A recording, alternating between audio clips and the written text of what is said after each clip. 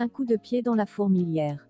Le limogeage du vice-président, Pierre Claver Maganga Moussavou, et du ministre d'État, en charge des forêts et de l'environnement, Guy Bertrand Mapangou, pourrait être perçu comme la fin d'une longue période d'impunité. En voici les détails. Mais avant de s'y plonger, nous vous recommandons de vous abonner pour ne pas manquer les prochaines actualités.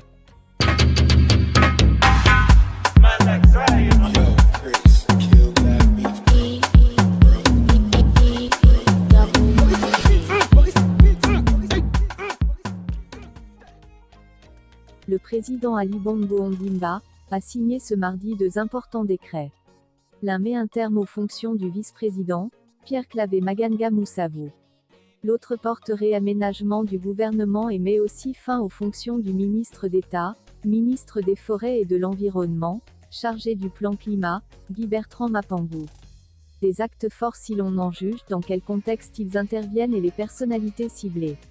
De par leur timing, ces actes du chef de l'État interviennent dans un contexte marqué par une vaste enquête diligentée par la justice à la suite de la disparition le 30 avril dernier, de 353 containers contenant du Kevazingo, une essence précieuse et interdite d'exploitation au Gabon, au port d'Owendo alors qu'ils étaient placés sous scellé par la justice pour besoin d'enquête. Les premières investigations ont révélé des complicités au sommet de l'État, allant même jusqu'à pousser le président de la République à sortir de son silence pour taper du poing sur la table.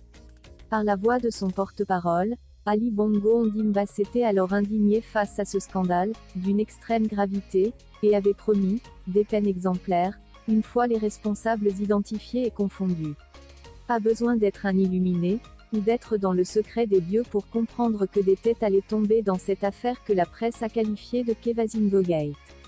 La semaine dernière, une dizaine de responsables ont été sanctionnés. Notamment Alain Madjoupa, directeur de cabinet du ministre d'État en charge des forêts, et Dieudonné Leouamou Obissa, directeur général des douanes, qui méditent leur sort depuis lundi à la prison centrale de Libreville. Si les responsables, quels qu'ils soient, ont failli, ils seront durement sanctionnés. Notre bras ne tremblera pas.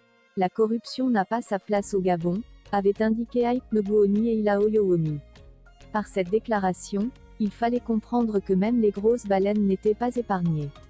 En limogeant aujourd'hui Maganga Moussavou et Mapangou, Ali Bongo Ondimba siffletait-il la fin d'une récréation qui n'avait que trop duré. Une situation qui, à un moment donné, a amené l'opinion à se demander si le Gabon était finalement devenu la cour du roi Péto, où chacun agissait à sa guise ou pouvait se servir dans les caisses publiques sans être inquiété.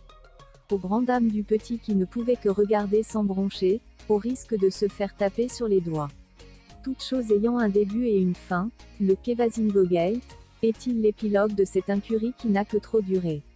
Après leur déchéance, Mr Maganga Moussavou et Mr Mapangou qui, comme on le sait, ont fait chacun une sortie pour se dédouaner de cette scabreuse affaire, et clamer leur innocence, vont-ils aussi suivre les autres au cachot?